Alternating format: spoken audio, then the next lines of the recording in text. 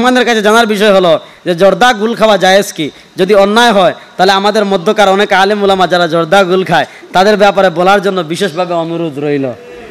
বহু চালাক লোক পাশে এতক্ষণ আমাদেরকে ওয়াজ করছেন, এবার আপনি আপনাদের ওয়াজ করেন।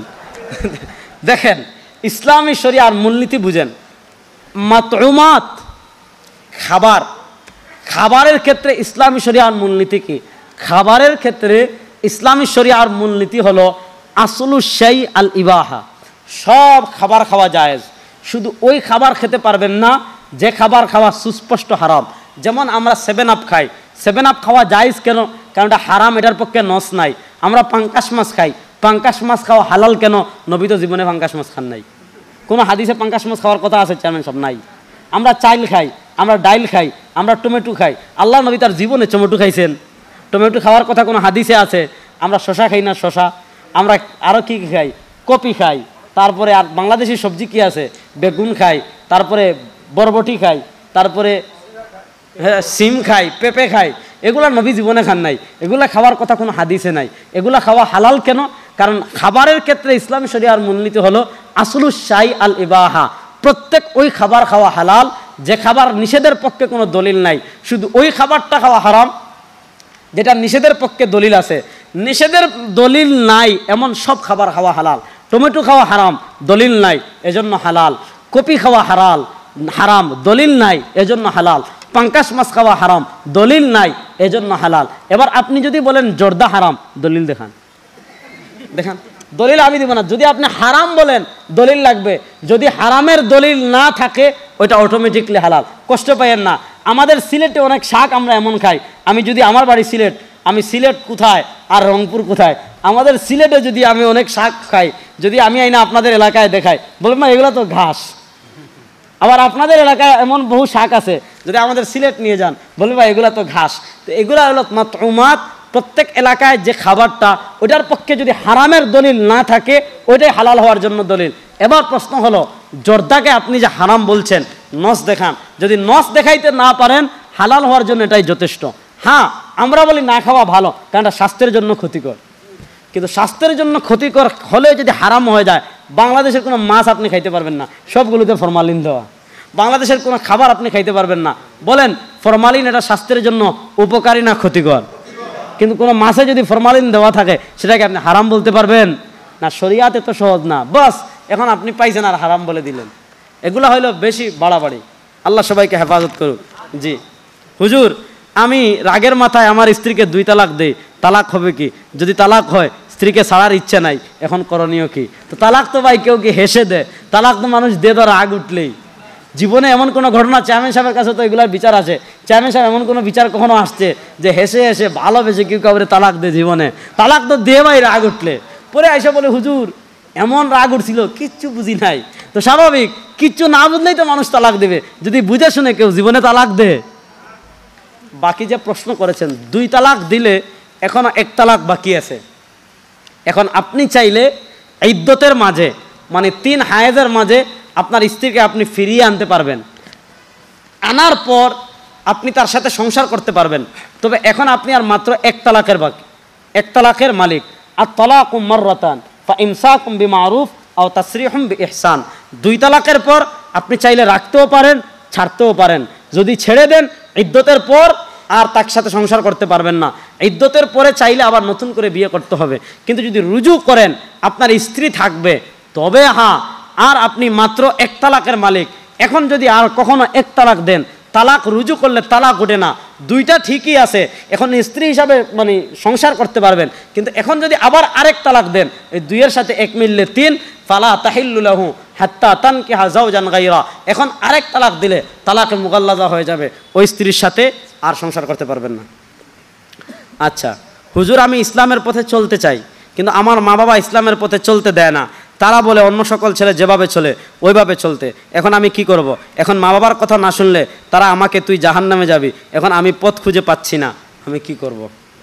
মা বাবা, আপনি যদি ইসলামের পথে চলেন আর আপনার মা বাবা নিষেধ করে, ওই মা বাবার নিষেধ মানা আপনার জন্য আবশ্যক না। ওই মা বাবার কথা অমান্য করে আপনি যদি ইসলামের পথে চলেন, আপনার একটুও ক্ষতি হবে না। এরপরে যদি মা বাবা আপনাকে বাধ্য করে, আমাদের সংবিধান বলে মা বাবা কেন, কেউ কারো ধর্মীয় অধিকার ক্ষুণ্ণ করতে পারে না। আপনি যদি ধর্মের পথে চলতে চান, আপনার মা বাবা বাধা দেয়, চেয়ারম্যান সাহেবের সাথে যোগাযোগ করবেন, উনি আইনের মাধ্যমে আপনার সাংবিধানিক অধিকার আপনি নিজ ধর্ম পালন করা সেটা তিনি বাস্তবায়ন করে দেবেন ইনশাআল্লাহ। জানাজার নামাজে সূরা ফাতিহা সূরা ইখলাস পড়া যাবে কি? জানাজার নামাজে সূরা জানাজা এটা নামাজ না, এটা দোয়া। বলেন জানাজা এটা কি না? বলেন না জানাজা এটা কি? দোয়া। আপনি যদি দোয়া হিসাবে আলহামদুলিল্লাহ পড়েন কোনো সমস্যা নাই, কিন্তু কেরাত হিসাবে না, কারণ জানাজা যেহেতু নামাজ, নামাজ না, আর যা দোয়া কেরাত নাই। এমনি আপনি সূরা ফাতিহা এটা দোয়া, ইহদিনাস সিরাতাল মুস্তাকিম দোয়া, সিরাতাল লাযিনা আনআমতা আলাইহিম গায়রিল মাগদুবি আলাইহিম ওয়ালাদ দালিন দোয়া, দোয়া হিসাবে পড়তে পারেন, কেরাত হিসাবে পড়া যাবে না। হ্যাঁ, বাবার সন্তানের উপর কোনো দয়া নাই, তাহলে সন্তান কি করবে? এটা ভাই অস্পষ্ট প্রশ্ন। হতে পারে আপনি দুষ্টামি করতে চাচ্ছেন, হতে পারে আপনি বাইক কিনতে চাচ্ছেন, এখন বাবা আপনাকে বাইক কিনে দেয় নাই, আপনি প্রশ্ন করে বসেছেন বাবার দয়া নাই। আসলে বাহ্যিকভাবে আপনি মনে করছেন বাবার দয়া নাই, যদিও বাবা বাইক কিনে না দেয় আপনার উপর অনুগ্রহ করেছে। এজন্য প্রশ্নটা অস্পষ্ট। এই দয়ার ব্যাখ্যা যদি না করেন তাহলে উত্তর দিতে পারবো না, কারণ আপনার বাবা আপনার উপর এমন কোনো কাজ করেছে যেটা করা তার জন্য ঠিক। আমি উত্তর দিয়ে গেলাম, পরে আপনি বলেন যে আবরার শাহ হুজুর বলে গেছে আপনি আমাকে বাইক কিনে দিতে হবে। এজন্য প্রশ্ন সুস্পষ্ট করেন যে আমি এইটা করতে চাচ্ছি, আমার বাবা এটা করতে দিচ্ছে না, তাহলে নির্দিষ্ট করে প্রশ্ন করলে আমি উত্তর দিতে পারবো। অস্পষ্ট কোনো প্রশ্নের উত্তর দিয়ে আমি নিজেকে বিপদে ফেলতে চাই না ভাই। একত্রে 3 তালাকের বিধান কি? 3 তালাক হবে কি? ভাই একটু আসেন তো, আপনি সামনে এখানে আসেন। ভাই আপনি আসেন, বসেন। এই ভাই আসুন, বড় আসেন, আপনি দেখলে সুবিধা। একটু এখানে আসেন না। আচ্ছা যাবো না, সমস্যা নাই, আরে আসছি একদিন, একটু বইলা যাই। আচ্ছা দেখেন, আমার ভাই, আমার বড় ভাই, মনে করেন আমি দেখেন ওনার এই দেখেন সামনে আগান না, আরে মারবো না, ভয় পাইেন না ভাই। 1 2 3 কয়টা দিলাম?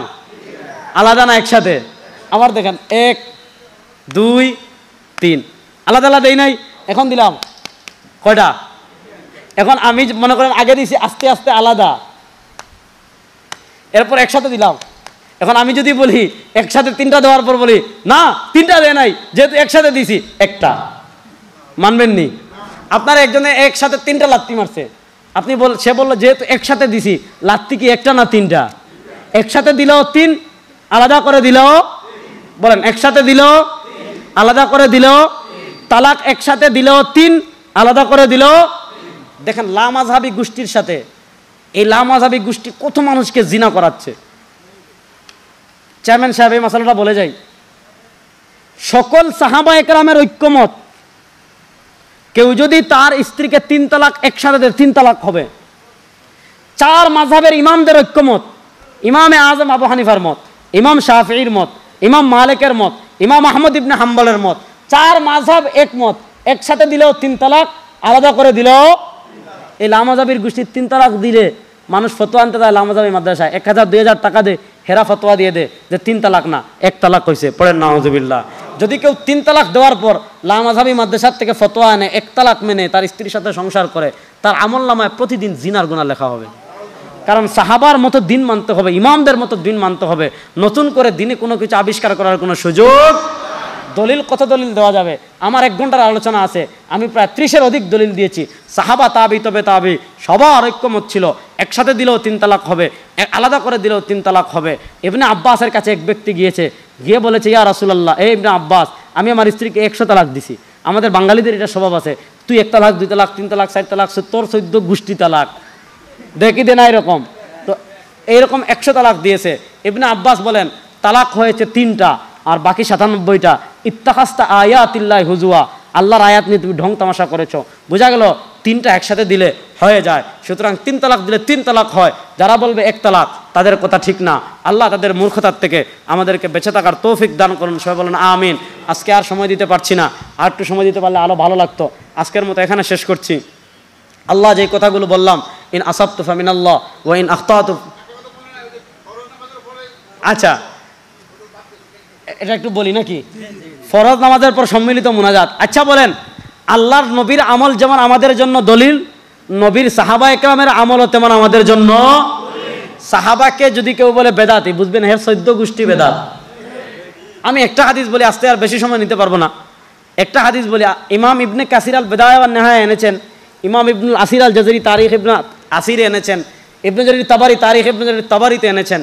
আল্লাহর নবী সাল্লাল্লাহু আলাইহি ওয়াসাল্লামের একজন মুস্তাজাবুদ দাওয়া সাহাবী ছিলেন হজরতে আলা হাজরামি রাদিয়াল্লাহু তাআলা আনহু, আল্লাহ নবী একবার তাকে আমির বানিয়ে যুদ্ধে পাঠিয়েছেন। রাত্রে তারা মরুভূমিতে সফর করে এক জায়গায় বিশ্রামের জন্য ফজরের সময় ঘুমিয়েছেন। উটে রসদপত্র রেখে ফজরের সময় ঘুম ভাঙছে, দেখেন সব উটপত্র হারিয়ে গিয়েছে, আর কোনো পানিও নাই, সামানাও নাই। সাহাবা একরাম মরুভূমির ভিতর পেরেশান হয়ে গেলেন। ওয়াসাল্লান নাস, সব মানুষকে নিয়ে হজরতে আলা হাজরামি ফজরের নামাজ পড়লেন। ফজরের নামাজ পড়ে ওয়াজাথা বিরুকবাতাই ওয়াদা নাস, উপর হয়ে সব মানুষকে নিয়ে দোয়া করলেন। তিনি দোয়া করলেন, মানুষরা আমিন আমিন বলল। দেখা গেল দোয়া শেষ হতে দেরি যে উটগুলো হারাই গেছিল একটা একটা করে সব ফিরে চলে আসছে। তাহলে ওই যে সাহাবা ইকরামের এক জামাত ফজরের পর মুনাজাত করলেন সবাই মিলে, নিশ্চয়ই তারা বেদাত করছেন। হ্যাঁ, নিশ্চয়ই তারা বেদাত করছেন। তাহলে যে আমল সাহাবিত, এই জন্য নামাজের পর ইজতেমাই মুনাজাত করলে করেন, না করলে নাই, না করলেও সমস্যা নাই, করতে পারেন। কেন? কারণ একদল সাহাবিদের থেকে প্রমাণিত। আর সাহাবার আমলকে কখনো বেদাত বলা যাবে